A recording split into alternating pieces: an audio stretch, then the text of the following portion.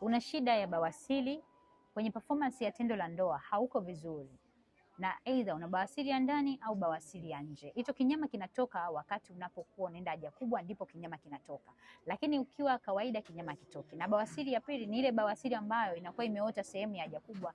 Hiyo bawasiri ipo siku zote. Lakini bawasiri hii imekusumbua kwa muda mrefu, umetumia dawa nyingi pasipo kupata matokeo, na imefika hatua imekuathiri moja kwa moja kwenye mfumo wa uzazi. Unajikuta performance ya tendo la ndoa inashuka siku hadi siku, unapoteza hisia, ukienda raundi ya kwanza kurudia hauna uwezo wa kurudia, na imefika hatua sasa unaona hata performance ya tendo la ndoa inaenda kukata kabisa. Sasa kama ni mwanaume ambaye unahangaika kutafuta dawa ya nguvu za kiume, usitafute dawa ya nguvu za kiume, tafuta dawa ya bawasiri. Tibia kwanza chanzo cha tatizo, ndipo uweze kumaliza tatizo. Sasa kama wewe ni mwanaume ambaye unapitia changamoto ya bawasiri, nitafute Dr. Witness uzazi kwa wanaume na wanawake. Nina suluhisho ambalo ni la kudumu. Hakikisha unachukua namba yangu na nitafuta WhatsApp au unanipigia moja kwa moja niweze kukupa suluhisho la kudumu. Haijalishi umetumia dawa nyingi pasipo kupata matokeo. Kumbuka ku like, comment na kushare tips hii ili watu wengine waweze kupata suluhisho chao.